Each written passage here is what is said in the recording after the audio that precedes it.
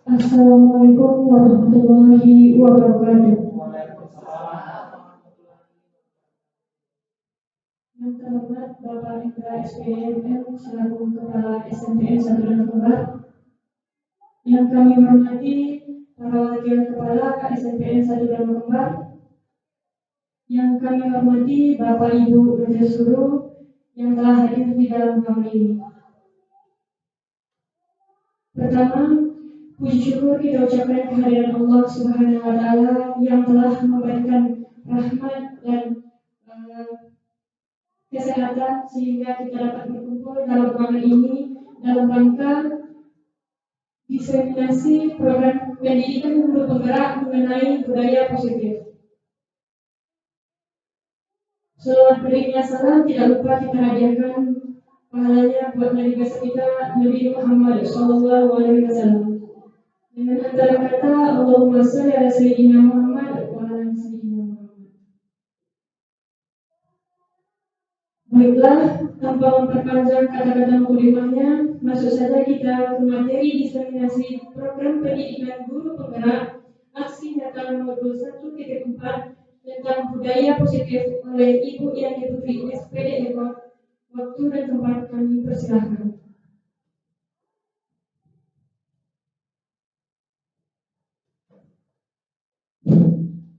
Assalamualaikum warahmatullahi wabarakatuh. Yang sama-sama kita hormati Bapak Kepala Sekolah, Ibu Wakil Kurikulum, Bapak Ibu Guru dan tenaga pendidik SMP Negeri 1 Danau Kembar. Puji beserta syukur tak lupa kita kirimkan kepada arwah junjungan kita yakni Nabi besar Muhammad SAW yang telah membawa umatnya dari alam kebodohan kepada alam yang canggih seperti saat sekarang ini. Kemudian salawat dan salam kita kirimkan kepada arwah junjungan kita yakni Nabi besar Muhammad SAW. Baik Bapak Ibu, dengan tidak memperpanjang kata-kata mukadimah, kita masuk acara kita yaitu aksi nyata modul 14 program pendidikan guru penggerak yaitu diseminasi budaya positif di sekolah.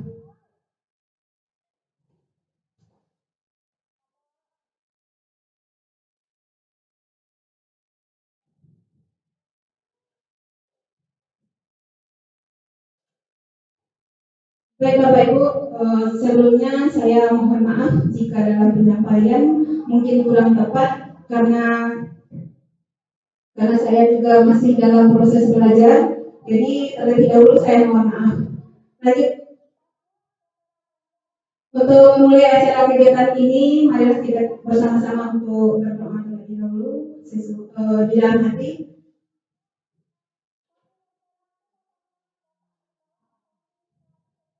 Ya, selesai. Baik Bapak Ibu, sebelum kita lanjutkan, kita ice breaking ringan sedikit. Ini ada gambar. Kira-kira ini gambar apa Bapak Ibu? Diterjemahkan ini apa kalimat yang bisa diterjemahkan dari kalimat berikut? Ya, silakan.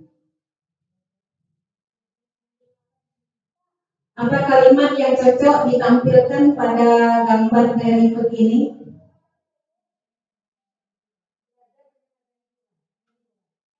Belajar dengan hiburan belum tepat.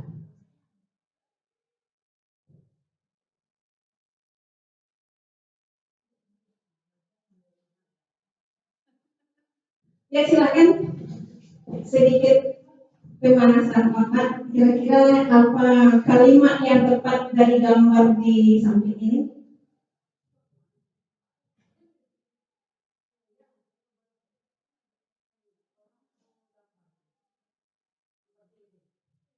Silakan Bapak Ibu. Belajar sambil santai belum tepat.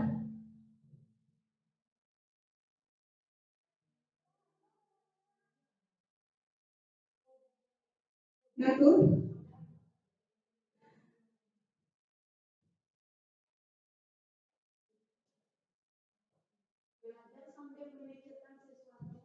Belajar sambil memikirkan sesuatu belum tepat.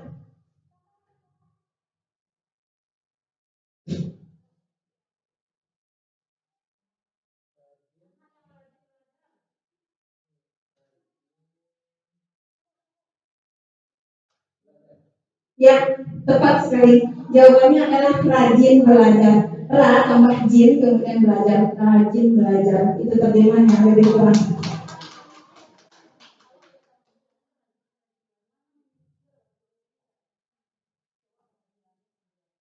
Ya Bapak Ibu, tentang budaya positif.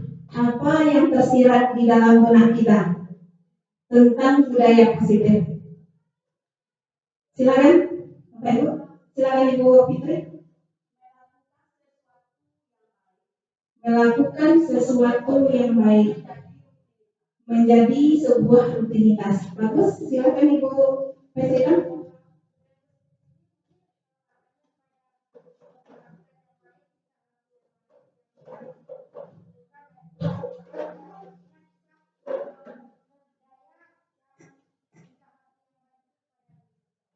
Ya, mantap sekali. Masih ada tanggapan dari Bapak Ibu?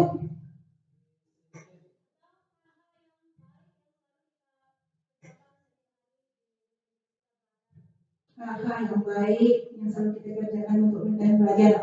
Oke, mantap. Silakan Pak Aiman. Mas, Mas, yang jawaban yang Bapak Ibu berikan itu adalah benar sekali tentang budaya positif. Nah, lanjut. Apakah budaya positif penting diterapkan di sekolah kita? Penting, penting sekali. Kenapa kira-kira?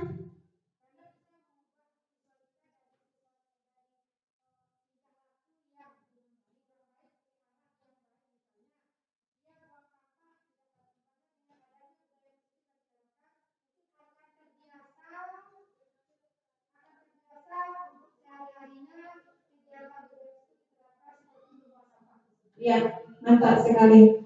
Cuman ada sedikit tambahannya, budaya positif ini menuntun murid untuk berbuat perilaku kebajikan yang universal yang tumbuh dalam dirinya sendiri tanpa ada paksaan dari pihak manapun. Itu intinya. Ya, dikatakan dengan budaya positif. Lanjut, ini sedikit halus. Ini jawaban yang saya tulis. Kenapa? Karena dengan memahami budaya positif ini dapat menumbuhkan motivasi intrinsik atau motivasi diri, khususnya diri kita. Bukan hanya kita sebagai guru saja, tetapi juga kepada seluruh warga sekolah. Kita berkewajiban untuk menyebarkan kepada seluruh warga sekolah, terutama kepada peserta didik kita, supaya mereka menjadi siswa yang bertanggung jawab, berbudi pekerti luhur, berakhlak mulia sesuai dengan filosofi Ki Hajar Dewantara yang untuk mewujudkan profil belajar Pancasila dan sesuai dengan kurikulum dan tujuan pendidikan nasional. Baik Bapak Ibu. Nah, inti dari budaya positif ini ada 8 buah. Nah, yang pertama yaitu perubahan paradigma belajar, yang kedua disiplin positif, yang ketiga nilai-nilai kebajikan, yang keempat kebutuhan dasar, yang kelima motivasi perilaku manusia, yang keenam posisi kontrol, yang ketujuh keyakinan kelas, yang kedelapan segitiga restitusi. Nah, insya Allah poin ketujuh sudah kita mulai di awal semester baru. Kita bahas bagian yang pertama dulu, yaitu pembelajaran dengan paradigma baru. Nah, di dalam pembelajaran paradigma baru ada 2 istilah, yaitu pembelajaran yang berpusat pada guru dan pembelajaran yang berpusat pada siswa. Kira-kira apa perbedaannya? Silakan Bapak Ibu. Apa perbedaan antara berpusat kepada siswa dengan berpusat kepada guru? Silakan Ibu Presiden.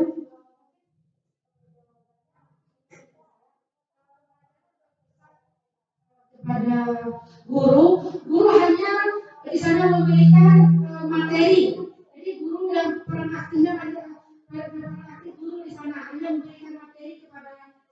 siswanya. Sedangkan kalau kita lihat yang bayar pusat kepada siswa, adanya interaksi dalam proses pembelajaran antara guru dengan siswa, mungkin dengan mengadakan suatu permainan di sana mengajak siswa kita supaya pembelajaran itu berlangsung dengan baik dan bisa diterima dan bermakna kepada siswa kita.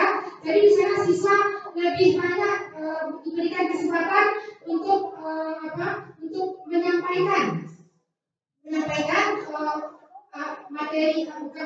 menyampaikan apa yang dipikirkannya saat itu dalam materi yang kita berikan. Mungkin kira-kira begitu tanggapan saya begitu. Ya, mantap sekali. Masih ada tanggapan dari Bapak Ibu yang lain? Ya, silakan Pak. Tambahkan sedikit tentang pembelajaran yang berpusat pada guru dan pembelajaran yang berpusat pada siswa. Kalau pembelajaran yang berpusat pada guru itu semuanya adalah bersumber dari guru, kemudian disajikan, diterangkan dan semacamnya itu adalah yang lebih aktif itu adalah guru, itu berpusat pada guru. Kalau pembelajaran yang berpusat pada siswa itu siswa yang lebih aktif, siswa menemukan sendiri, mengeksplorasi sendiri, kemudian dia berlatih sendiri dan mengambil kesimpulan. Guru hanya membimbing, memberikan penguatan-penguatan, merefleksi tentang kegiatan pembelajaran siswa. Nah, itu teman. Iya, mantap sekali jawaban dari Bapak Kepsek. Ya, itulah perbedaan antara pembelajaran yang berpusat pada guru dan pembelajaran yang berpusat kepada siswa. Kalau pembelajaran berpusat kepada siswa, guru hanya berfungsi sebagai fasilitator, bukan pentransfer ilmu saja ya, tapi sebagai fasilitator saja. Ya, kita lanjutkan. Nah, untuk mewujudkan pembelajaran yang berpusat kepada siswa, maka kita perlu mewujudkan pembelajaran yang berdiferensiasi. Nah, apa itu pembelajaran berdiferensiasi? Silakan Bapak Ibu.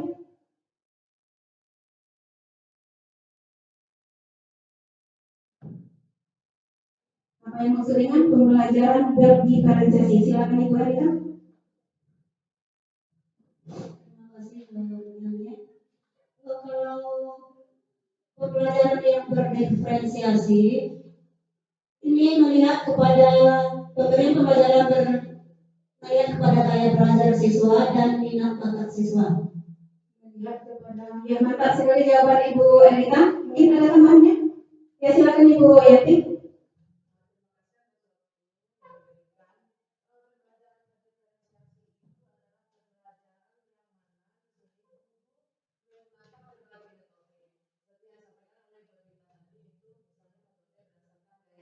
Dan minat bakat siswa. Terima kasih Bu, itu saja. Ya, terima kasih jawaban dari Ibu Yanti. Mungkin ada dari Bapak Ibu yang lain, namanya silakan Ibu Mes.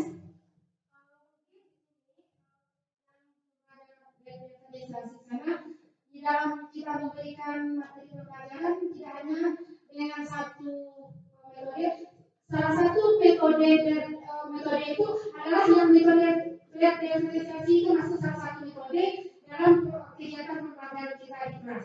Jadi di sana kita mungkin bisa juga melihat bagaimana dari gaya belajar anak, mana yang masuk audio, mana masuk visual, atau yang gaya belajar kinesthetik. Jadi kita bisa di sana menerapkan dengan metode diferensiasi dalam proses kegiatan pembelajaran. Ya, bagus sekali jawabannya. Mungkin ada tambahan? Silakan Pak. Baik, terima kasih dari jawaban. Jadi tentang pembelajaran berdiferensiasi yaitu di mana sebuah proses pembelajaran yang memperhatikan karakteristik dan kebutuhan peserta didik. Nah, itu kata kuncinya. Jadi apa yang disebutkan tadi itu adalah semuanya itu adalah karakteristik dan kebutuhan dari peserta didik. Itu diketahui adalah melalui asesmen awal sebelum proses pembelajaran dimulai. Itu. Ya, tepat sekali jawaban yang ditambahkan oleh Bapak Kepala Sekolah tentang pembelajaran berdiferensiasi. Nah, ini ada sedikit penjelasan pembelajaran yang berdiferensiasi yaitu pembelajaran yang sesuai dengan kebutuhan para peserta didik. Jadi, kita sebagai guru harus mengetahui kebutuhan para peserta didik. mengadakan asesmen awal sebelum pembelajaran kita dilaksanakan. Baik Bapak Ibu, di dalam budaya positif kita mengenal istilah namanya profil pelajar Pancasila yang telah kita ucapkan setiap hari, bahkan kita nyanyikan kepada anak-anak kita. Di mana profil pelajar Pancasila yaitu terdiri dari bagaimana bertakwa kepada Tuhan Yang Maha Esa dan berakhlak mulia, kemudian berkebinekaan global, kemudian gotong royong, mandiri dan bernalar kreatif dan bernalar kritis.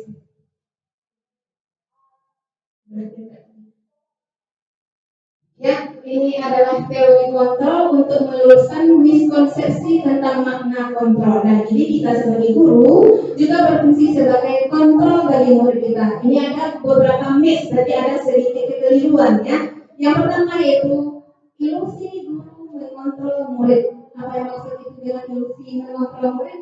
Pada dasarnya kita tidak dapat memaksa murid untuk berbuat sesuatu. Jikalau murid tersebut memilih untuk tidak melakukannya, walaupun nampaknya guru sedang mengontrol perilaku murid, hal demikian terjadi karena murid sedang mengizinkan dirinya dikontrol. Saat itu, bentuk kontrol guru menjadi kebutuhan dasar yang dipilih murid.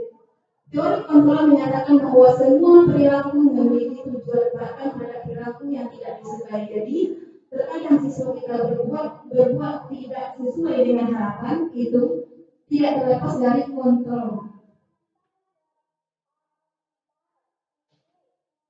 Yang kedua, ilusi bahwa semua penguatan positif, efektif, dan bermanfaat. Penguatan positif atau bujukan adalah bentuk kontrol. Segala usaha untuk mempengaruhi murid agar mengulangi sesuatu perilaku tertentu adalah suatu usaha untuk mengontrol murid tersebut. Dalam jangka waktu tertentu, kemungkinan murid tersebut akan menyadari dan mencoba untuk menolak bujukan kita, atau bisa jadi murid tersebut menjadi tergantung pada pendapat sang guru untuk berusaha. Kemudian miskonsepsi yang ketiga yaitu ilusi bahwa kritik membuat orang merasa bersalah terhadap penguatan karakter. Menggunakan kritik dan rasa bersalah untuk mengontrol murid menuju pada identitas gagal. Mereka belajar merasa buruk tentang diri mereka. Mereka menggambarkan dialog diri untuk negatif. Kadang-kadang sulit bagi guru untuk mengidentifikasi bahwa mereka sedang melakukan perilaku ini. Karena seringkali guru cukup menggunakan suara halus untuk menyampaikan pesan negatif. Nah, ini adalah miskonsepsi tentang perilaku kontrol murid. Miskonsepsi berikutnya yaitu ilusi bahwa orang dewasa memiliki hak untuk memaksa. Banyak orang dewasa yang percaya bahwa mereka memiliki tanggung jawab untuk membuat murid-murid berbuat hal-hal tertentu. Adapun yang dilakukan dapat diterima selama ada sebuah kemajuan berdasarkan sebuah pengukuran kinerja. Pada saat itu pula orang dewasa akan menyadari bahwa perilaku memaksa tidak efektif untuk jangka waktu panjang dan sebuah hubungan permusuhan pun akan terbentuk. Nah, ini agak sedikit kurang jelas ya Bapak Ibu.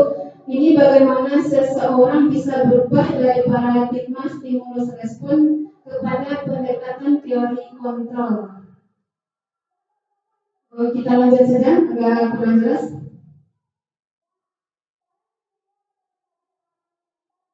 Nah, yang kedua ini adalah tentang disiplin positif. Kebanyakan orang menghubungkan kata disiplin dengan tata tertib, teratur, dan kepatuhan pada peraturan. Di kata disiplin juga sering dihubungkan dengan hukuman, padahal sesungguhnya berbeda dengan belajar tentang disiplin positif. Tidak harus dengan memberi hukuman, justru adalah suatu alternatif terakhir kalau perlu tidak digunakan sama sekali. Jadi dari Bapak Ibu, dalam mewujudkan budaya positif, kita tidak boleh lagi menggunakan sebuah hukuman kepada peserta didik kita. Dalam budaya positif, dalam budaya kita, maka kita disiplin dimaknai menjadi sesuatu yang dilakukan seseorang pada orang lain untuk mendapatkan kepatuhan. Kita cenderung menghubungkan kata disiplin dengan ketidaknyamanan. Di situ Ki Hajar Dewantara menyatakan bahwa untuk mencapai kemerdekaan dalam konteks pendidikan kita saat ini untuk menciptakan murid yang merdeka. Syarat utamanya adalah harus ada disiplin yang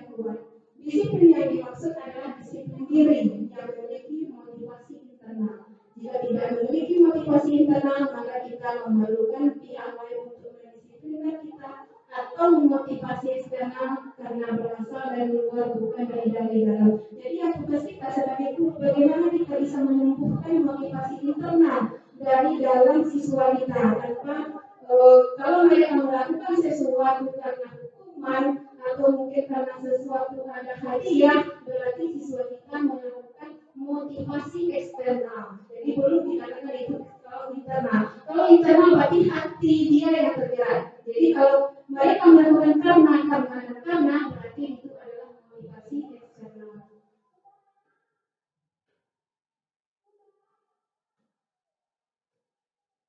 Kemudian dalam disiplin positif kita menggunakan kata-kata kewajiban yang sifatnya universal. Nah, sebagai pendidik tujuan kita adalah untuk menciptakan anak-anak yang memiliki disiplin diri sehingga mereka berperilaku dengan mengacu kepada kebijakan-kebijakan yang universal, yang intrinsik sesuai dengan kita jelaskan tadi, bukan yang ekstrinsik.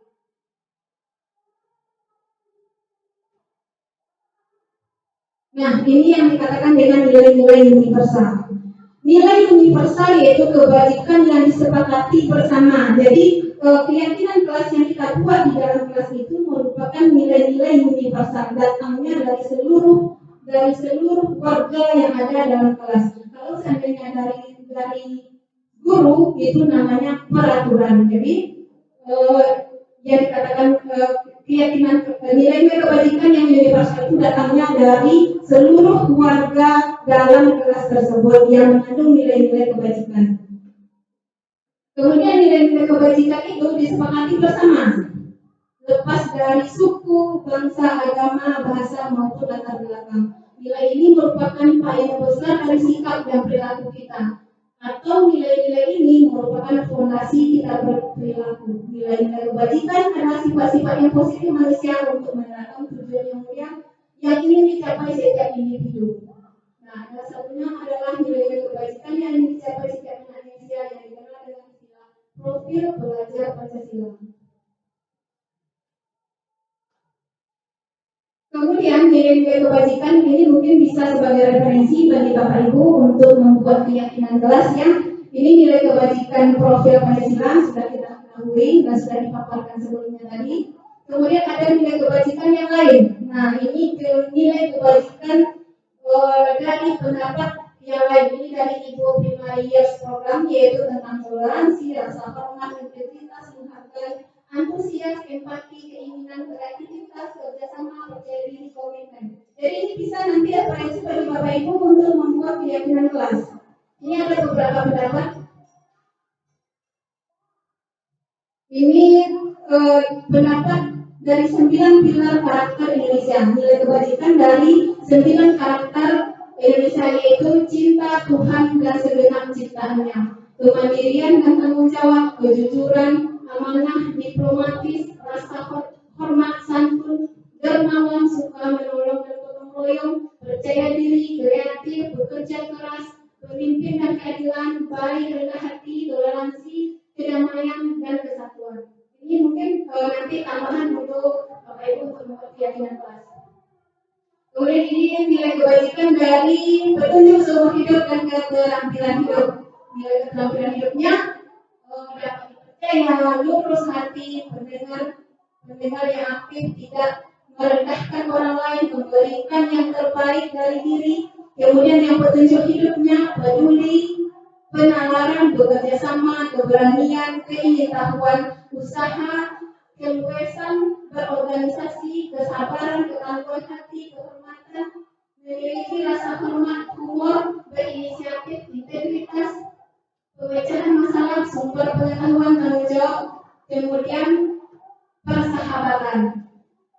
Nah, ini nilai-nilai kebajikan dari The Seven Essential Virtues, Building Moral Intelligence, yaitu nilai kebajikannya yaitu empati, suara hati, kontrol diri, rasa hormat, kebaikan, toleransi, keadilan. Pada intinya itu adalah sama yang sekarang disimpulkan menjadi sebuah profil pelajar Pancasila. Ini adalah pendapat dari beberapa teori-teori sebelumnya yang sekarang dijadikan menjadi profil pelajar Pancasila. Ini sudah dirangkum menjadi profil pelajar Pancasila. Nah, sekarang yang keempat yaitu kebutuhan dasar manusia. Sesungguhnya siswa kita melakukan pelanggaran, melakukan kesalahan, melakukan kejahatan itu karena mereka belum terpenuhinya kebutuhan dasarnya. Mungkin ada siswa kita yang mengambil makanan temannya. Kenapa dia melakukan demikian? Mungkin karena memang siswa tersebut belum sarapan dari rumah atau mengambil pena kawannya. Mungkin karena dia tidak memiliki pena. Nah, itu sebenarnya kenapa kejahatan atau pelanggaran dilakukan siswa karena kebutuhan dasar mereka belum terpenuhi. Di sini kebutuhan dasar manusia ada 5. Yang pertama kebutuhan bertahan hidup, kemudian kebutuhan kasih sayang dan rasa diterima, kemudian kebutuhan penguasaan, kemudian kebutuhan kebebasan, dan kebutuhan kesenangan.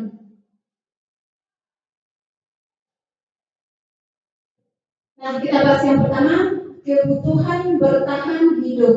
Nah, kebutuhan bertahan hidup adalah kebutuhan yang bersifat fisiologis untuk bertahan hidup. Misalnya kesehatan, rumah, makanan, nah itu tergolong ke dalam kebutuhan untuk bertahan hidup. Atau mungkin dalam ekonomi kebutuhan primer ya.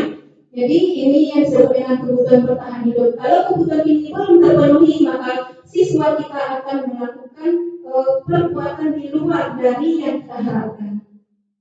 Yang kedua, kebutuhan kasih sayang dan rasa diterima. Nah, yang dikatakan dengan kebutuhan kasih sayang dan rasa diterima yaitu kebutuhan psikologis, kebutuhan untuk disayangi, diterima, meliputi kebutuhan akan hubungan dan koneksi sosial, kebutuhan untuk memberi dan menerima kasih sayang, dan kebutuhan untuk merasa menjadi bagian dari suatu kelompok. Terkadang ada siswa kita di dalam kelas kita itu mungkin kebutuhan ini kurang mendapatnya dari rumah, mungkin kurang kasih sayang, mungkin kurang perhatian dari rumah, sehingga di sekolah dia seolah-olah mencari perhatian dari guru gitu.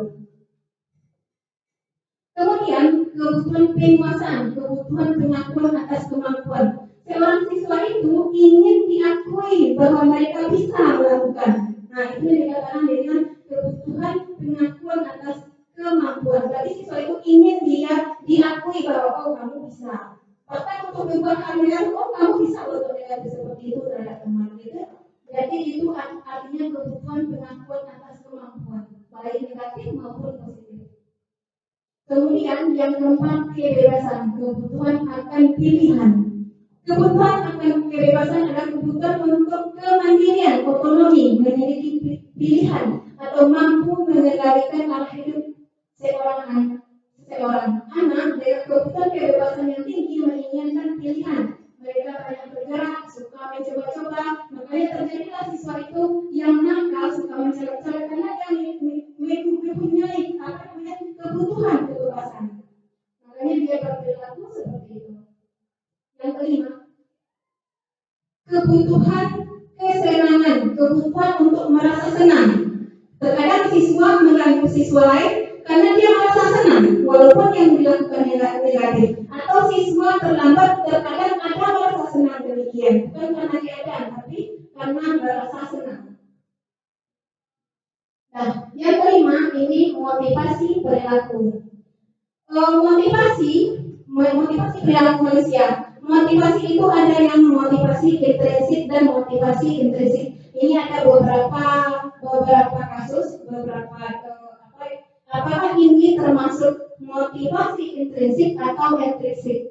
Untuk menghindari ketidaknyamanan atau hukuman, apakah ini motivasi intrinsik atau ekstrinsik? Siswa itu melakukan sesuatu untuk menghindari ketidaknyamanan atau hukuman, kemudian untuk mendapatkan imbalan atau penghargaan dari orang lain, yang ketiga untuk menjadi orang yang mereka inginkan dan menghargai diri sendiri dengan nilai-nilai yang mereka percaya. Dari ketiga kelima ini, apakah ini termasuk motivasi intrinsik atau motivasi ekstrinsik? Silakan Bapak Ibu.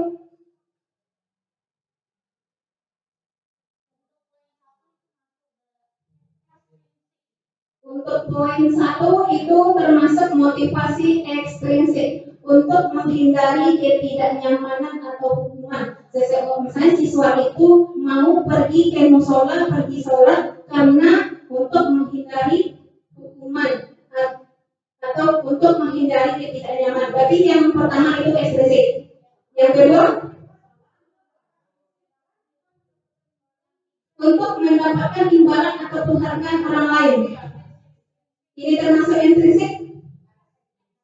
Intrinsik apa eksplisit apa Ibu? Apakah ini motivasi dari dalam diri siswa atau ada unsur dari luar? Berarti motivasi ekstrinsik. Bagus. Untuk menjadi orang yang mereka inginkan dan hargai diri sendiri dengan nilai-nilai yang mereka percaya. Termasuk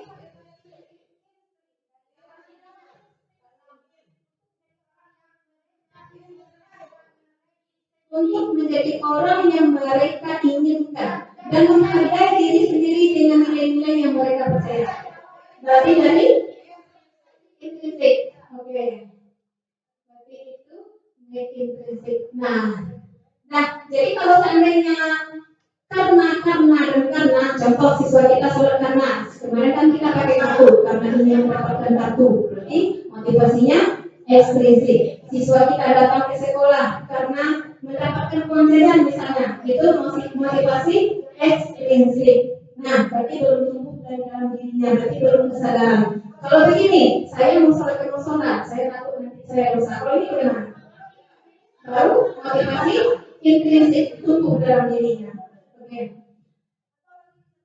Ya.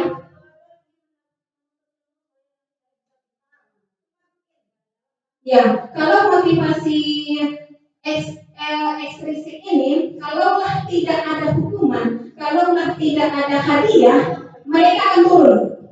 Motivasi mereka akan turun. Mereka tidak akan melakukan lagi. Nah, mereka tidak akan melakukan lagi. Contoh saja kita yang karena motivasi intrinsik mungkin ini kita perbaiki untuk bersama. Misalnya tidak ada lagi lomba kelas terbaik, kita tidak termotivasi untuk melakukannya. Nah, mungkin siswa kita juga begitu. Tapi kalau ada lomba kelas terbaik, kita ingin jadi juara, kita bersihkan kelas kita sebagus-bagusnya, kan begitu. Berarti itu masih motivasi ekstrinsik. Nah, mari kita bersama-sama nanti itu menjadikan kita sebagai wali kelas tanpa juara, tanpa pun ada lomba kelas terbaik, tanpa ada pemenang, tanpa ada hukuman, kita tetap untuk berbuat yang terbaik. Nah, berikut ini adalah tentang materi tentang hukuman, konsekuensi, dan restitusi. Silakan Bapak Ibu, apa bedanya kira-kira? Hukuman, konsekuensi, dan restitusi. Apa bedanya?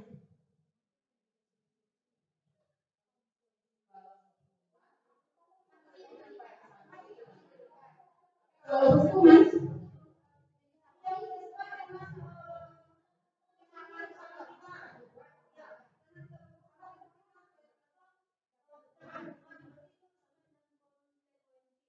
hukuman sama dengan konsekuensi.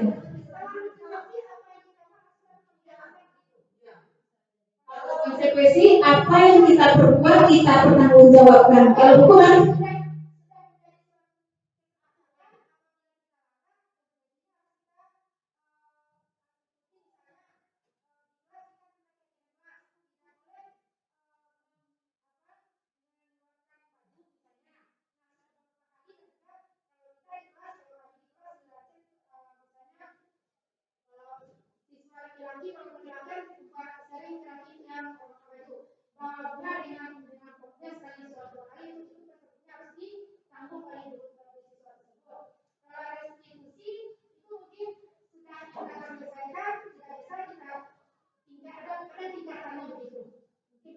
bedanya. Bagusnya, mungkin ada pendapat dari Bapak Ibu lain, beda antara hukuman, konsekuensi, restitusi.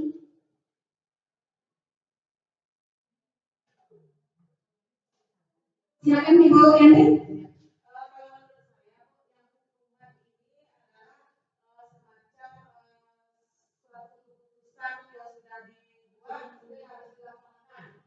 Wajib dilaksanakan, harus. Ya.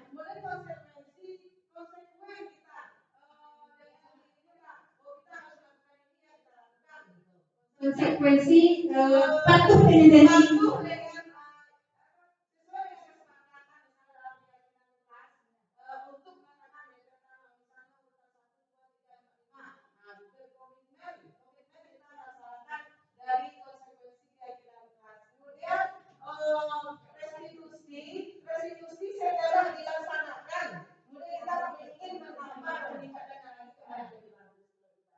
Ya. Terima kasih atas jawabannya. Silakan Ibu.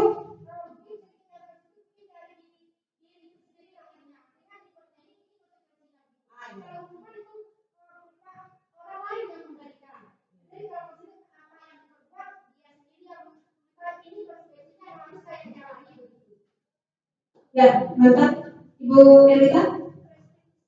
Ya, silakan. Ganti rugi.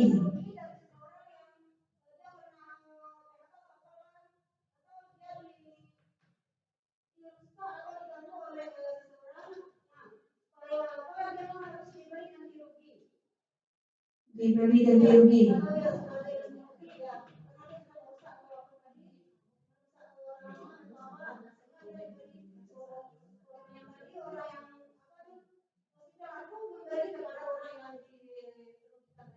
Ya, itu jawaban tentang restitusi. Ya.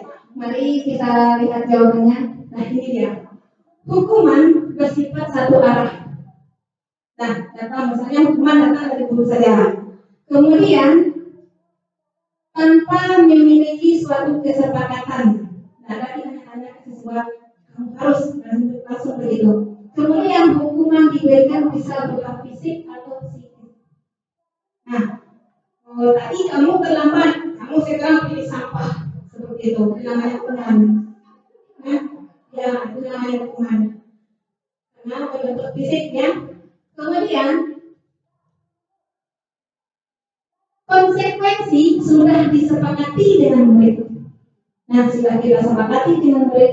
Murid tidak nyaman untuk jangka waktu pendek, walaupun sudah disepakati, tapi terpaksa. Ya, walaupun sudah disepakati dalam kelas, tapi terpaksa. Kemudian berdasarkan suatu data yang umumnya dapat diukur, mungkin ketika misalnya kita buat hukuman kesepakatan dalam kelas kita gitu kan. Kemudian selagi kita wali kelas mereka melakukan. Nanti tidak lagi kita wali kelas mereka tidak melakukan. Sama juga dengan berbaris. Kalau ibu itu mereka akan melakukan. Kalau ibu ini yang membariskan kita mereka tidak akan melakukan. Jadi itu namanya konsekuensi. Jadi dia melakukan konsekuensi dengan orang-orang tertentu. Sudah dia melakukan dengan konsekuensi. Ya.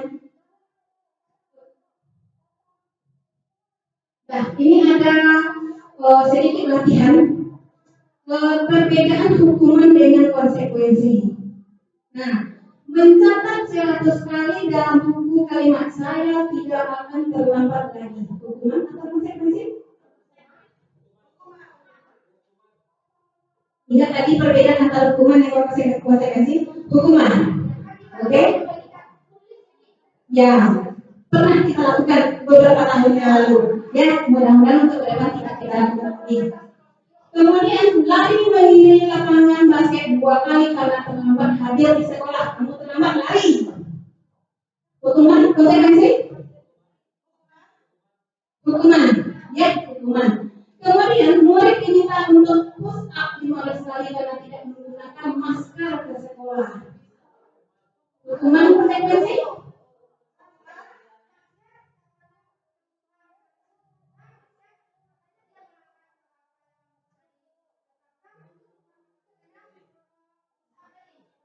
Jadi ini hukuman atau konsekuensi? Konsekuensi. Push up loh Bu, push up fisik nih. Hukuman, konsekuensi? Hukuman, konsekuensi. Lanjut saja dulu. Yang berikutnya mengganti kertas tugas teman yang telah dicoret-coret. Hukuman, konsekuensi? Nanti setelah ikut beberapa kasus nanti akan tahu bedanya mana hukuman mana konsekuensi. Ini apa nih? Mengganti kertas teman karena telah dicoret-coret. Konsekuensi. Oke, lanjut. Membersihkan tumpahan air di meja tulis karena tersenggol pada saat belajar. Konsekuensi? Lanjut dulu.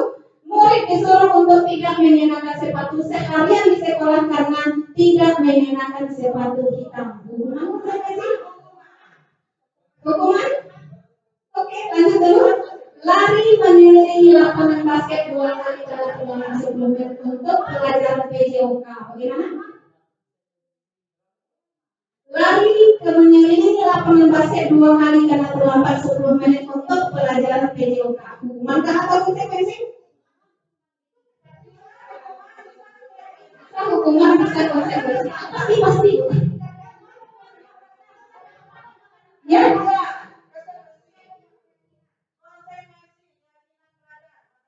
Ini tadi, kalau hukuman bersifat satu arah, datang dari pihak yang memberikan tanpa melalui suatu kesepakatan, hukuman diberikan bisa berupa fisik maupun psikis.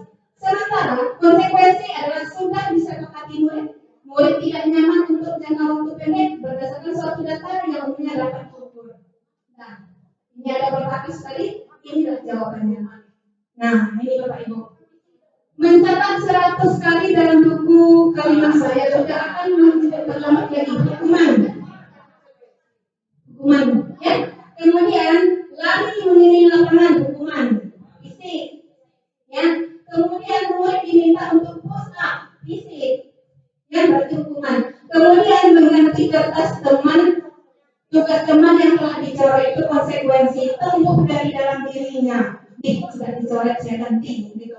Kemudian membersihkan tumpahan air meja tempat senggol, saya lakukannya kemarin, tumpah air pecah gelas saya sapu. Nah, konsekuensi ini saya sendiri. Kemudian murid disuruh untuk mengenakan sepatu seharian di sekolah, kemudian disuruh tidak bersepatu dia seharian. Itu hukuman, sakit apa anak kita seharian? Kan fisik itu. Nah, untuk ke depan kita tidak akan melakukan lagi, walaupun kita sudah melakukan, untuk ke depan tidak akan dilakukan lagi. Oh, itu bukan hukuman atau konsekuensi, itu pembelajaran di PJOK memang sempat dibuka dalam lapangannya. Ya. Kemudian lari mengelilingi lapangan. Kalau ini dalam pembelajaran PJOK, jadi memang konsekuensi. Kecuali kita anak sepatu hitam, kemudian buka sepatu kali-kali, buka sepatu sehari, tidak usah bersepatu. Kalau ini dalam pembelajaran PJOK, mungkin konsekuensinya dengan guru mata pelajaran. Ya, kalau bukan ada mata pelajaran PJOK, di sana dia menjadi hukuman. Ya, hukuman lebih ke fisik, lebih banyak ke fisik. Jadi mari kita bergerak, jangan lakukan itu lagi terhadap anak didik kita.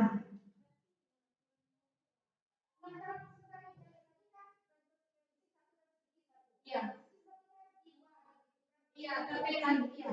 Jangan buat siswa kita tertekan, bahwa itu adalah termasuk hukuman.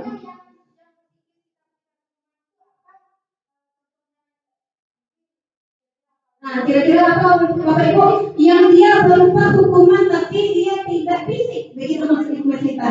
Kita memberikan hukuman ke anak tapi dia tidak berbentuk fisik. Dalam pembelajaran misalnya, silakan. Kejiwaan anak yang kejiwaan anak yang besar sama kita. Nah, mungkin dengan ucapan, hujatan dan kata-kata kotor kepada anak. Jadi janganlah untuk sekarang dan kedepannya kita menggunakan kata kotor karena kejiwaan anak akan rusak dibuatnya.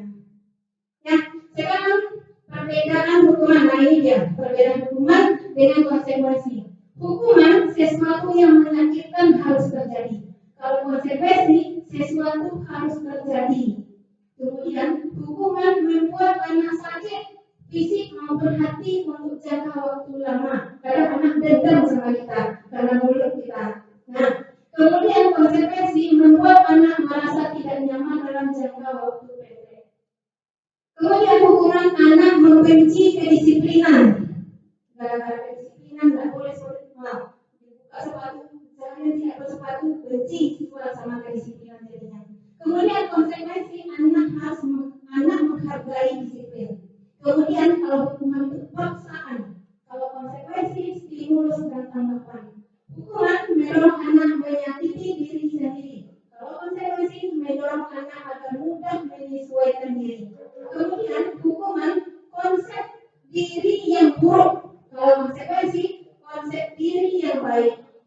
Kalau hukuman anak belajar untuk menyembunyikan kesalahan karena takut dia, akhirnya dia menyembunyikan kesalahan, bahkan lempar-lempar ke temannya. Kemudian konsekuensi anak belajar untuk mematuhi peraturan. Kalau hukuman, marah, rasa bersalah, dipermalukan, merasa tidak dihargai karena hatinya sudah sakit. Kemudian yang konsekuensi kehilangan hak, dibuat tidak nyaman, diasingkan untuk sementara. Ya, ini yang belum terjawab tadi, hukuman, konsekuensi. Yang ketiga, restitusi. Nah, apa yang dikatakan restitusi? Restitusi bukan untuk menebus kesalahan, namun untuk belajar dari kesalahan. Nah, itu dia yang restitusi. Belajar dari pengalaman, itu yang dikatakan dengan restitusi. Memperbaiki hubungan. Kalau dia di bidang apa tadi? Di bidang menggantikan gitu. Nah, mengganti tanah. Kemudian tawaran, bukan paksaan. Kemudian menuntut untuk melihat ke dalam diri, fokus pada solusi. Kemudian mengembalikan hak murid yang berbuat salah pada kelompoknya. Itu yang dikatakan dengan, makanya kita mengembalikan hak murid, itu dia mengembalikan hak murid. Ya, atau juga istilah restitusi, yaitu menciptakan kondisi bagi murid untuk memperbaiki kesalahan mereka sehingga mereka bisa kembali kepada kelompok. Berarti memperbaiki hatinya. Intinya restitusi itu memperbaiki hatinya kembali. Nah, lanjut kita berikutnya itu tentang posisi kontrol. Posisi kontrol itu ada 5, yaitu posisi menghukum, membuat merasa bersalah, teman, pemantau, atau manajer. Ini posisi kita sebagai guru, ada dikatakan dengan sebagai penghukum, seperti yang tadi, terlambat lari, nah itu namanya penghukum. Kemudian merasa bersalah, kemudian sebagai teman, kadang-kadang kita kan bisa dianggap siswa itu teman. Kemudian sebagai pemantau dan sebagai manajer. Ini di antara ini ada yang terbaik. Yang terbaik yang harus kita terapkan untuk kedepannya. Nah, mari kita saksikan sebuah video yaitu tentang posisi kontrol.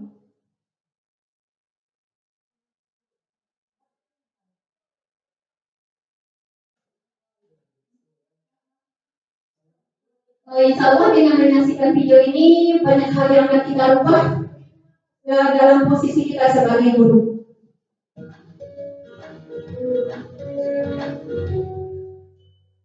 Salam bahagia Ibu dan Bapak guru hebat. Dalam penerapan disiplin positif restitusi, salah satu program yang dikembangkan adalah 5 posisi kontrol. 5 posisi kontrol dalam restitusi adalah proses perjalanan seorang pendidik agar dapat mengenali dirinya. Pada video kali ini, kita akan membahas tentang 5 posisi kontrol yang dikembangkan oleh Diane Gosel dan contoh penerapannya.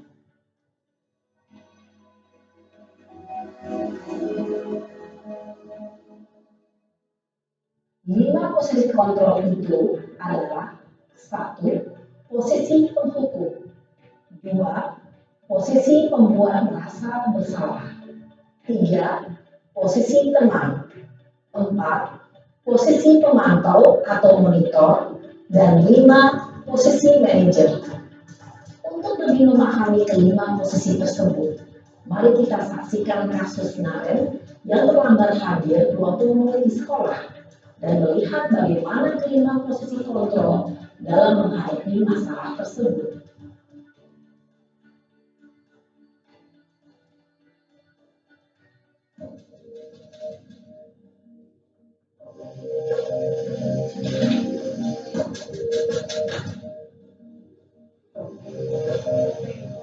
Naren, sini kamu. Selamat pagi, Bu. Selalu terlambat. Kamu deh, pasti terlambat. Maaf, Bu. Saya Apa? Apa coba? Alasan kamu apa lagi? Kapan sih kamu tidak terlambat? Malas sekali ya kamu jadi anak. saya Dasar pemalas. Gak kapok-kapok sih kamu. Sudah berapa kali terlambat? Sana, kamu keliling lapangan basket 2 kali. kenapa saya harus keliling lapangan basket, Bu? Kenapa? Kamu mau lagi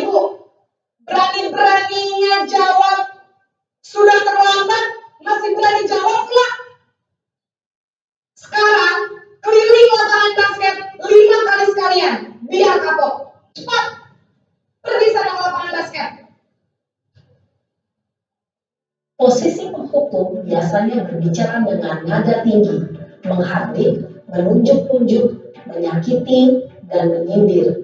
Hukuman bisa berupa fisik maupun psikis. Ibu dan bapak guru hebat. Dampak yang terjadi pada murid ketika guru berada pada posisi penghukum adalah murid cenderung akan memberontak, bahkan menyimpan dendam.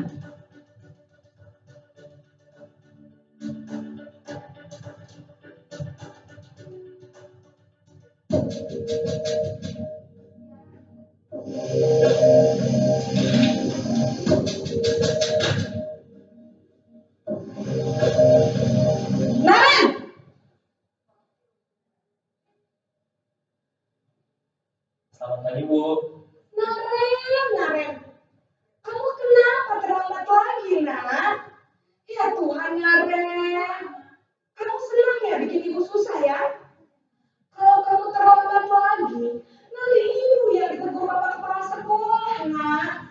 Disangka ibu tidak bisa membina kamu. Duh, gimana ini? Maaf, Bu. Duh, Gusti Naren. Kamu suka ya kalau ibu ditegur bapak kepala sekolah? Terus, sekarang ibu harus tulis apa yang ibu absen? Ini kamu selesai terlambat loh. Ibu harus apa coba? Maaf, Bu.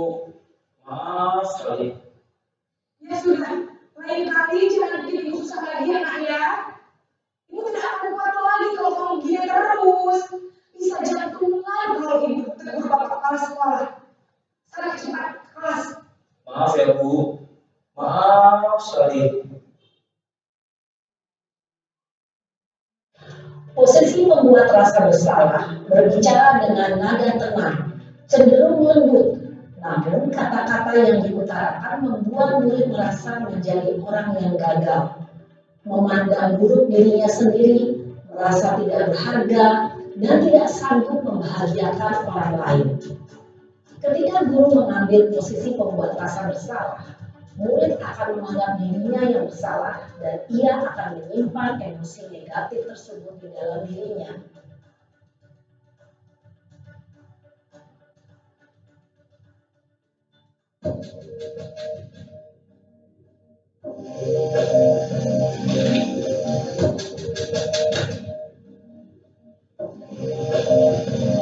Naren!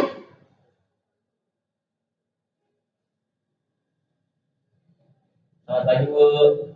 Wah, sudah jam berapa ini, nak?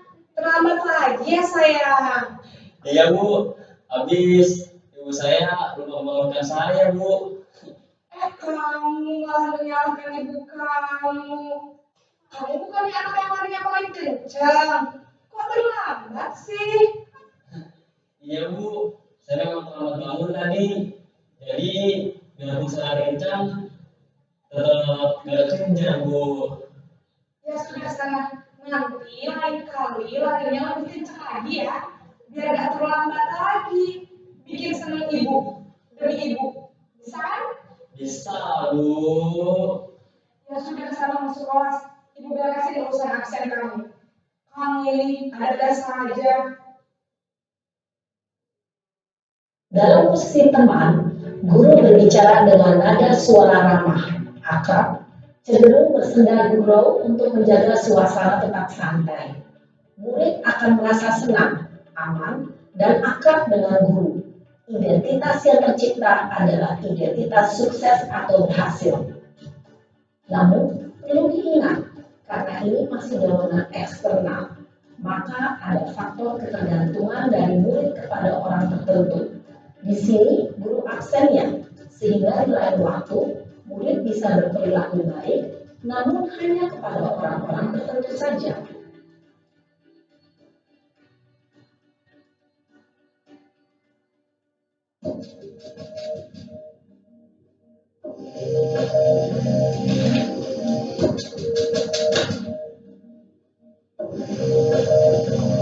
Naren!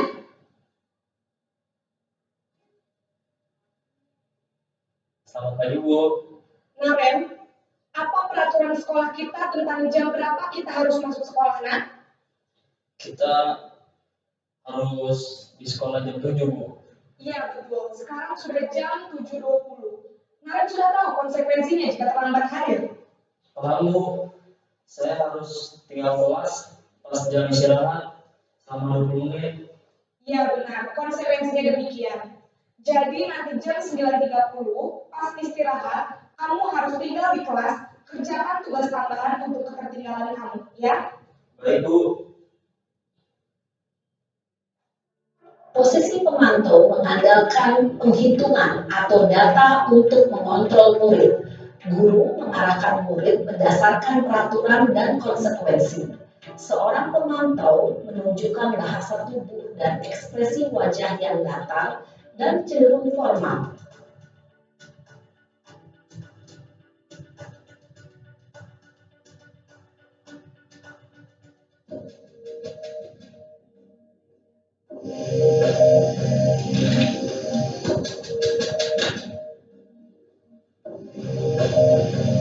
Naren!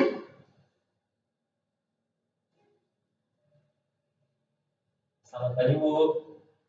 Selamat pagi Naren.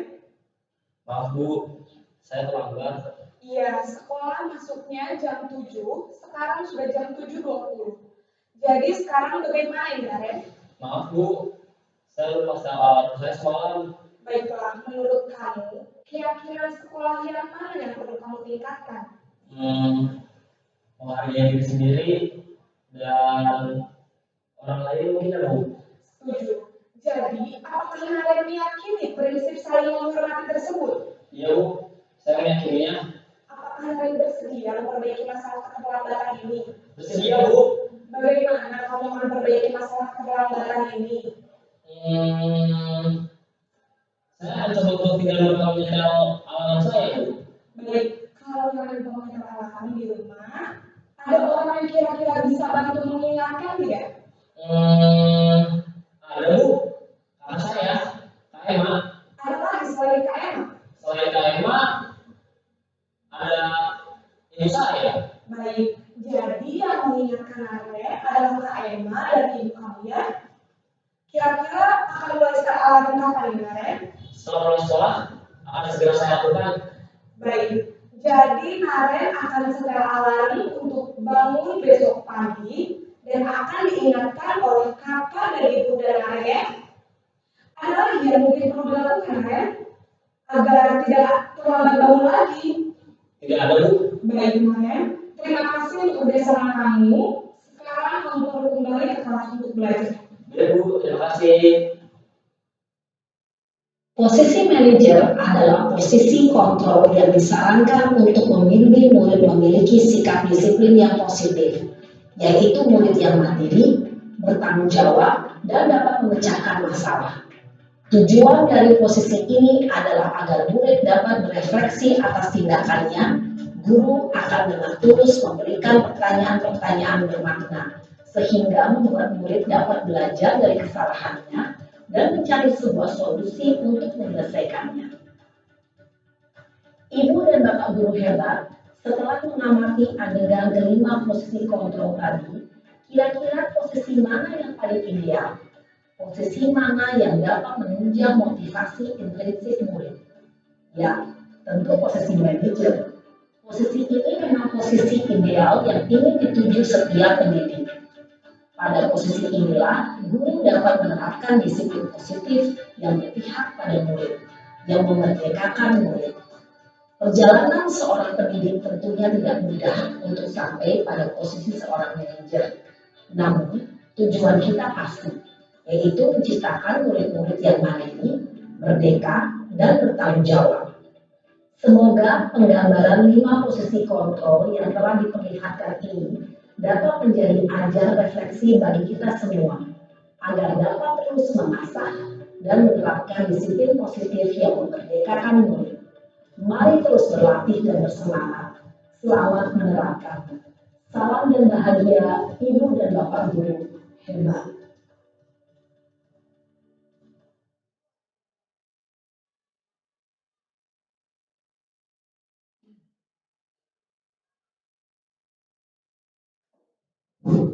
Baik Bapak Ibu, kita telah menyaksikan 5 buah video tentang posisi kontrol, tentu kita sekarang bisa memposisikan kita berada di mana. Nah, tapi dengan harapan kita berada di posisi yang kelima. Mudah-mudahan untuk kedepannya kita bisa meletakkan posisi kita berada pada posisi manajer.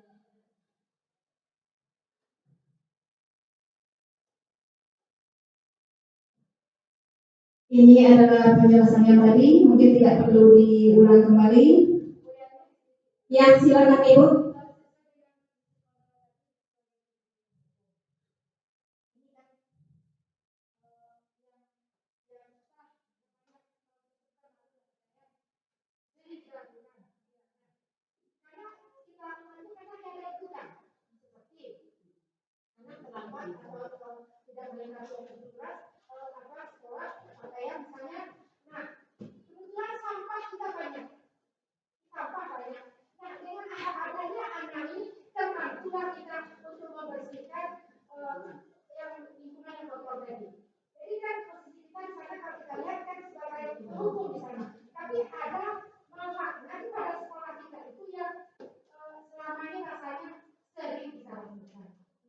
Ya, terima kasih atas tanggapan dari Ibu Masita. Mungkin itulah yang kita lakukan selama ini. Cuma begini, kita kan sudah tahu tentang budaya positif. Kita sudah mengenal keyakinan kelas, kita sudah mengenal keyakinan sekolah.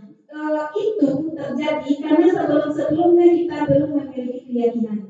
Belum memiliki keyakinan kelas, belum memiliki keyakinan sekolah.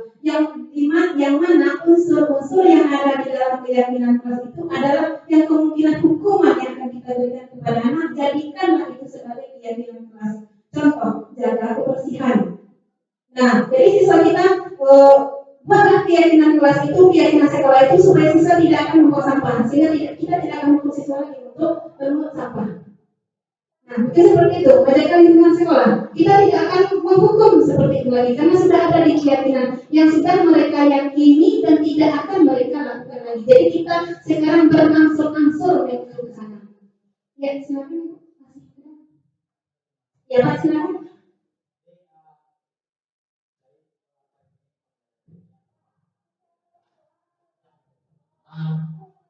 Seperti yang disampaikan oleh Bu Mes tadi, ada antara kebutuhan dengan kita butuh melakukan itu untuk kepentingan sekolah.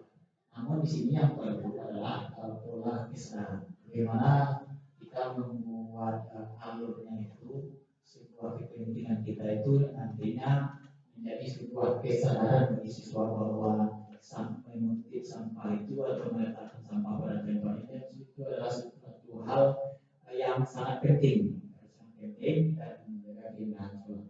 Kalau misalnya sebuah kesadaran siswa itu sudah tercipta di dalam dirinya, makanya pasti dia setelah selesai makan yang menghasilkan sampah, dia selalu ada kesadarannya ini adalah sampah. Kemudian sampah ini harus dibuang pada tempatnya.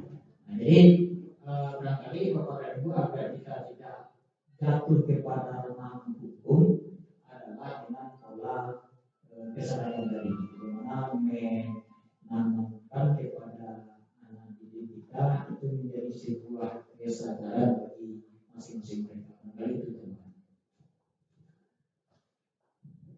Ya, terima kasih atas jawaban dari Bapak Kepala Sekolah.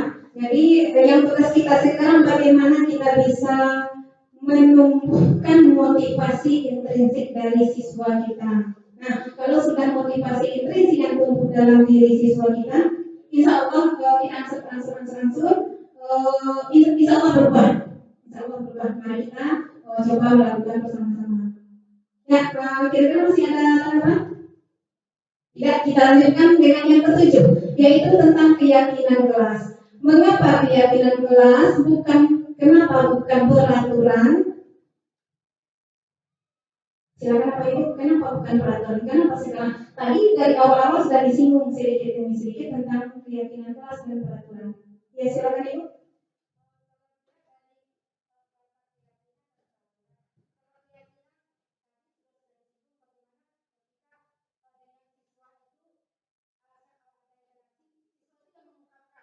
Apa yang diinginkannya di dalam misalnya dalam kelas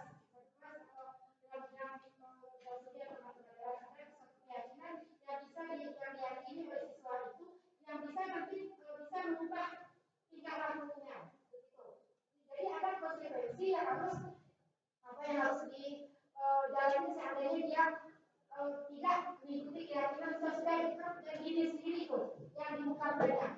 Nah, kalau peraturan mungkin peraturan itu peraturan itu mungkin langsung kita pakai ini peraturan yang kita harus buat. Nah, kalau keyakinan kelas itu berupa istilahnya kesepakatan bersama yang dijadikan yang dirangkum dari satu untuk beberapa poin-poin yang diyakini dalam kelas itu yang seandainya ini menganggap konsekuensinya kamu ini akan mendapatkan. Ya, bagus sekali. Silakan Ibu Yanti.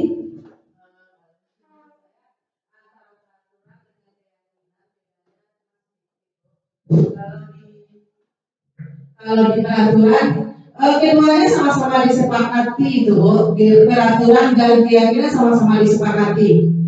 Untuk pencapaian pendapatannya sama-sama disepakati. Cuma bedanya untuk peraturan ada sesuatu yang mengikat, karena itu peraturan. Jadi ada unsur terpaksa di sini.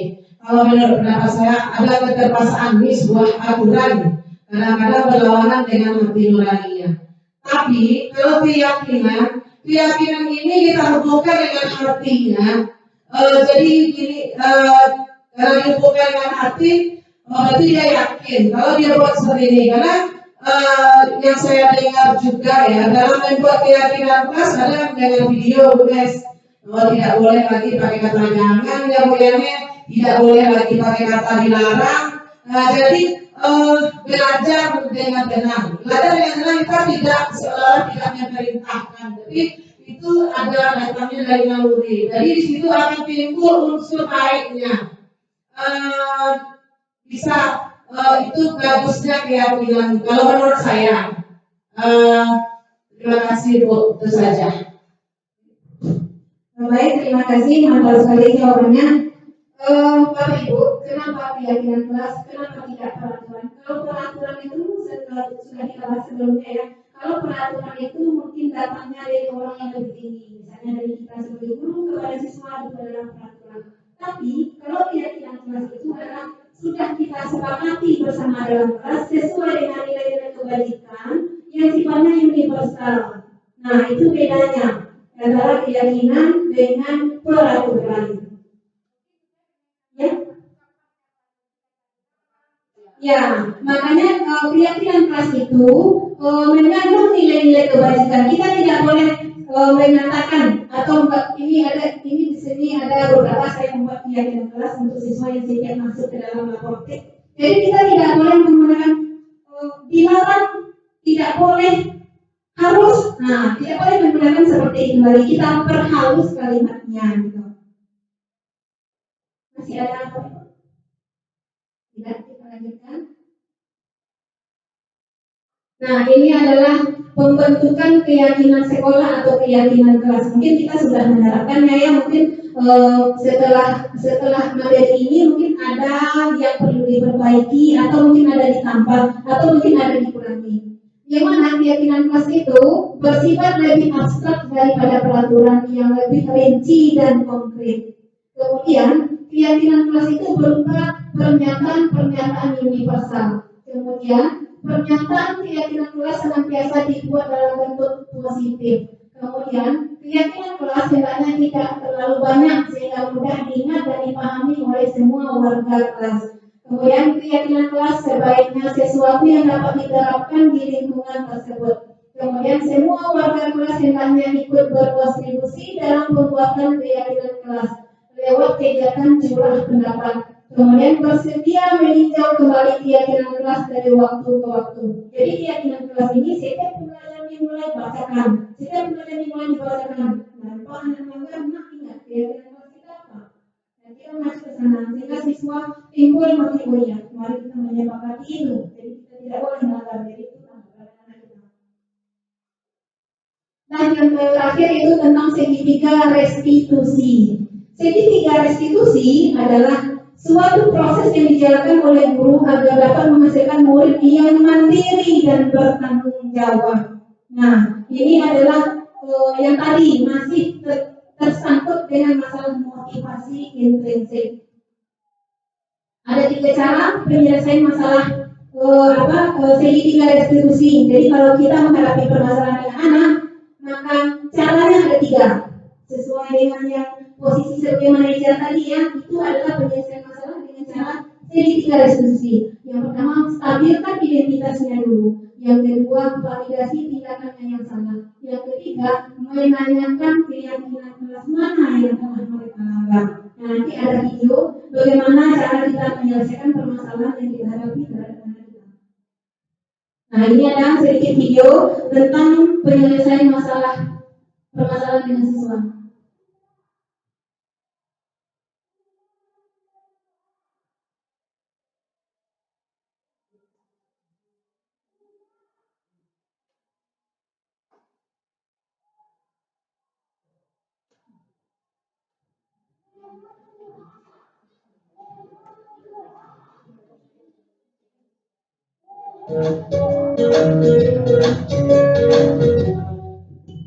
Salam dan bahagia Ibu dan Bapak guru hebat.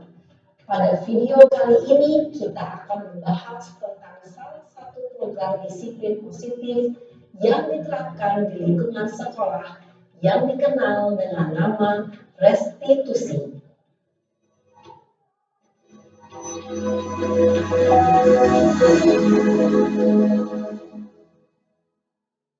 Restitusi dikembangkan oleh pakar pendidikan Diane Gosson, berlandaskan pada teori kontrol Dr. William Glasser. Segitiga restitusi adalah suatu proses dialog yang dijalankan oleh guru atau orang tua agar dapat menghasilkan murid yang mandiri dan bertanggung jawab. Pada saat guru di posisi manajer, aspek yang dikembangkan pada murid adalah motivasi intrinsik, sehingga penanaman nilai-nilai kebajikan dapat tumbuh dan berkembang menjadi suatu kebiasaan positif yang akhirnya membentuk karakter murid. Proses dialog ini terdiri dari 3 langkah yang digambarkan pada ketiga sisi pada segitiga restitusi. Sisi pertama adalah menstabilkan identitas. Sisi yang kedua adalah validasi tindakan yang salah. Dan sisi yang ketiga adalah menanyakan keyakinan. Ibu dan Bapak guru, berikut ini akan ditunjukkan bagaimana seorang guru berada dalam posisi manajer menggunakan penerapan segitiga restitusi.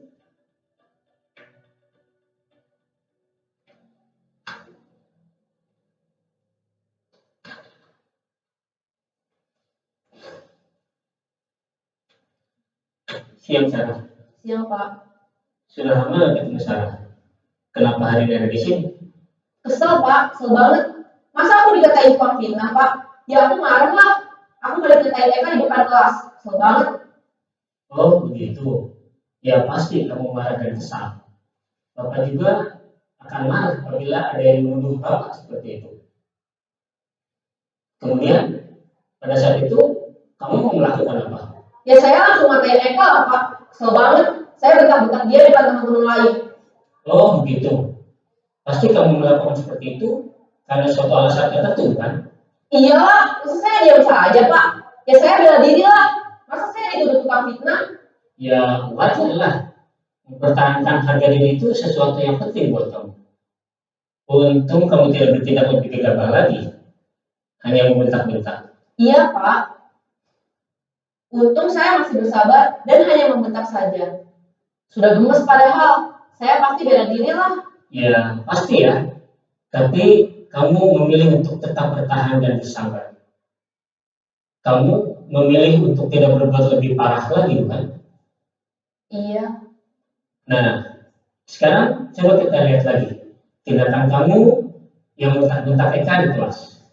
Tindakan kamu itu kira-kira sesuai dengan keyakinan kelas atau prinsip kamu tidak? Enggak lah Pak. Capek Pak jadi pemarah. Jadi keyakinan atau prinsip mana yang kurang sesuai dengan keinginan kamu? Ya, saya sebenarnya sangat menghargai orang lain. Mungkin saat itu saya menjadi emosi, jadi tidak menunjukkan sikap itu. Kamu meyakini tidak? Menghargai orang lain itu penting buat kamu. Yakinlah Pak. Iya, setuju. Kita harus saling menghargai. Namun, ada juga keyakinan yang kita sepakati yang perlu kita jalankan apabila kita sedang marah, bukan? Ya, saya bisa lebih proaktif, mulai dengan diri sendiri. Saya bisa jadi lebih bersabar, mengambil waktu jeda untuk berpikir mau apa selanjutnya. Kira-kira kamu bersedia memperbaiki masalah ini tidak? Bersedia, Pak. Kalau kamu memperbaiki masalah ini, kamu akan menjadi orang seperti apa? Saya akan menjadi orang yang bertanggung jawab kali ya, Pak. Dan senantiasa proaktif. Iya, menurut kamu bagaimana rasanya menjadi orang seperti itu? Ya nyaman lah, bangga bisa bersabar dan menahan diri. Baiklah kalau begitu. Yuk kita pikirkan bagaimana memperbaiki masalah ini.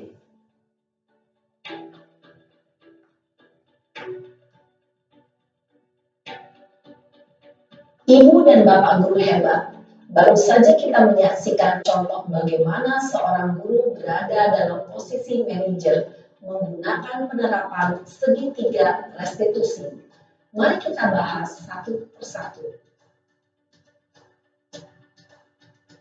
Pada sisi pertama, menstabilkan identitas berdasarkan pada prinsip bahwa membuat kesalahan adalah bagian dari proses pembelajaran. Sisi pertama dari segitiga ini berperan menggeser identitas murid dari identitas gagal ke identitas sukses. Murid yang sedang bertingkah laku yang tidak pantas atau menarik diri saat itu sedang mengalami identitas gagal. Bila kita mengkritiknya, maka posisinya tidak akan berubah. Kita bisa mengajukan pernyataan-pernyataan ini. 1. Membuat kesalahan sesuatu yang wajar. 2. Manusia tidak ada yang sempurna. 3. Kita bisa memperbaiki masalah ini. 4. Saya tidak menanyakan kesalahannya. Saya lebih fokus bagaimana memperbaiki masalah ini. 5. Apakah saat ini kamu tengah menjadi orang yang baik untuk dirimu sendiri?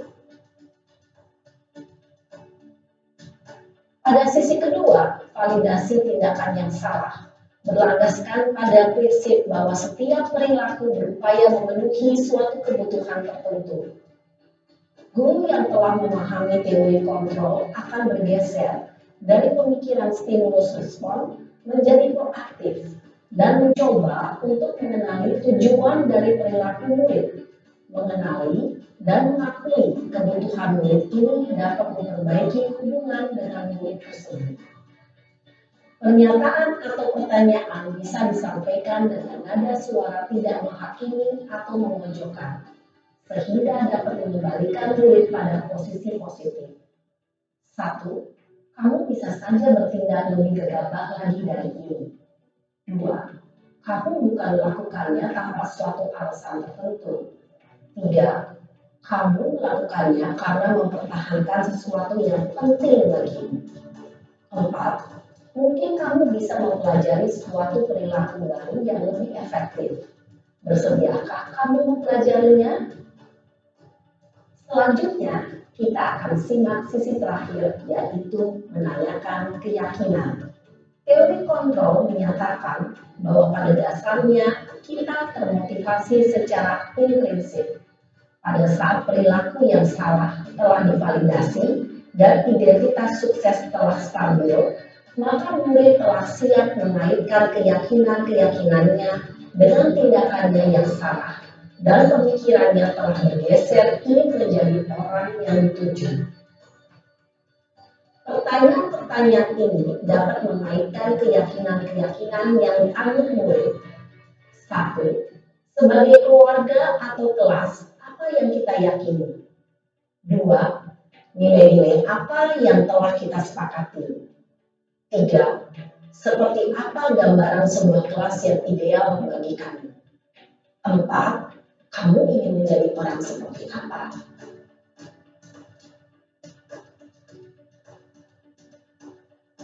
Dalam menerapkan segitiga restitusi, perlu diperhatikan beberapa hal, yaitu 1. Perilaku yang salah perlu dikaitkan dengan nilai-nilai atau keyakinan-keyakinan yang telah disepakati atau dituju. 2. Kesediaan orang yang melakukan kesalahan untuk memperbaiki masalah. Tiga, pemecahan masalah sebisa mungkin relevan atau memiliki hubungan dengan masalah yang ada. Empat, usaha. Perlu adanya suatu usaha perbaikan dari pihak yang membuat kesalahan. 5. Waktu. Perlu didedikasikan waktu dari pihak yang berbuat kesalahan. Tanyakan kapan akan mulai diberlakukan usaha untuk memperbaiki masalah. Dengan memahami struktur penerapan segitiga restitusi, diharapkan guru dapat menerapkan posisinya sebagai manajer dengan mengajukan pertanyaan-pertanyaan bermakna yang dapat membuat murid menjadi lebih percaya diri, bertanggung jawab, dan mandiri. Nah, Ibu Bapak Guru, perlu tidaknya mengikuti ketiga tahapan dalam segitiga restitusi bergantung pada ringan beratnya suatu permasalahan. Misalnya, bila permasalahan tersebut ringan, maka tidak perlu dijalankan secara berurutan. Bahkan bisa semudah menanyakan apa keyakinan yang kita sepakati dengan menjalankan.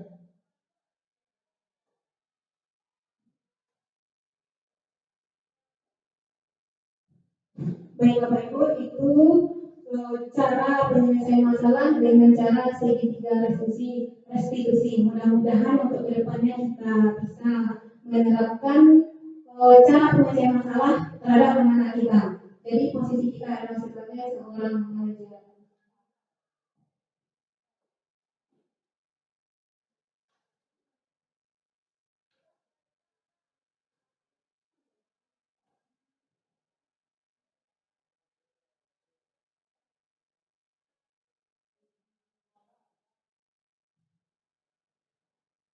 Saya ada sedikit video, saya potong saja ya, tentang penerapan segitiga restitusi yang telah saya lakukan karena judul materi saya adalah penerapan segitiga restitusi.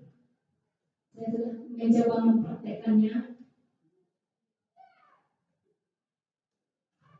Ini dengan siswa kelas 8.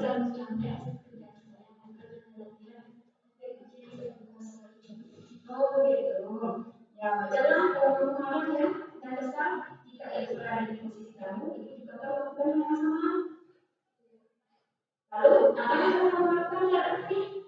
Saya marah, oh begitu ya. Pasti kamu berbuat seperti itu ada alasannya ya. Apa alasannya? Saya tidak mungkin berdasarkan. Terus? Saya tidak mungkin berdasarkan. Saya suka bersama lain. Tidak usahakan ini untuk menunjukkan saya tidak mau. Oh begitu. Coba kalau kamu marah, karena kamu tidak rela kemudian kamu dicontek begitu saja oleh bukti. Terus ibu sangat menghargai tindakan kamu yang tidak lebih buruk dari itu, misalnya mengukur atau mengenai bukti. Sekarang coba pikirkan tindakan kamu yang menurut kamu jauh lebih apakah sesuai dengan keyakinan kita? Menurut kamu keyakinan masalahnya seperti mana? Oh ya betul. Kamu saling menghargai antara itu penting atau tidak? Baik, menurut kamu kalau itu penting, jadi keyakinan keras yang akan kamu lakukan ketika kamu marah, apa kira-kira? Oh, terus bersedia kamu memberi perilaku kamu? Apa yang kamu lakukan untuk memperbaiki masalah seperti ini?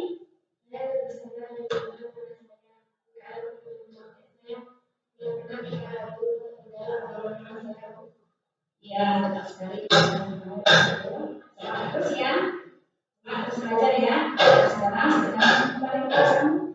Ya, sama-sama ya.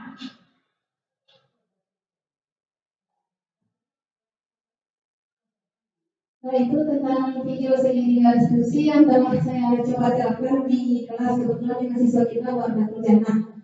Nah sampai kita di penghujung yaitu penutup dalam penyampaian perilaku yang positif hendaknya guru memiliki standar kepribadian profesional dan sosial yang baik dan guru mampu merefleksi dirinya dengan posisi kontrol saat ini. Bagaimana perjalanan dirinya sebagai seorang among, kemudian sebagai manajer dan mampu membuat muridnya menjadi insan yang mandiri bertanggung jawab sesuai dengan standar nasional pendidikan. Baik, terima kasih Bapak Ibu telah membersamai kegiatan saya dalam tugas aksi nyata budaya positif calon guru penggerak angkatan 8 pada modul 1.4. Sekali lagi saya mengucapkan terima kasih. Mohon maaf atas segala salah kata atau salah persepsi. Wabillahi taufiq wal hidayah. Assalamualaikum warahmatullahi wabarakatuh. Kita sedikit foto bersama sebagai bukti fisik untuk saya melaporkan kegiatan.